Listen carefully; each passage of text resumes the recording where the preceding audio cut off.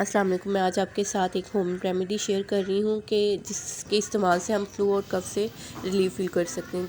इसके लिए हमें इंग्रेडिएंट चाहिए आधा चम्मच सौंफ, एक इंच का पीस मुलट्ठी, 2 सब्ज़ इलायची, दालचीनी आधा इंच का पीस, 2 लौंग और 1 मोटी इलायची। 2 कप हम पानी लेंगे, इसमें हम अपने सारे इंग्रेडिएंट डाल देंगे।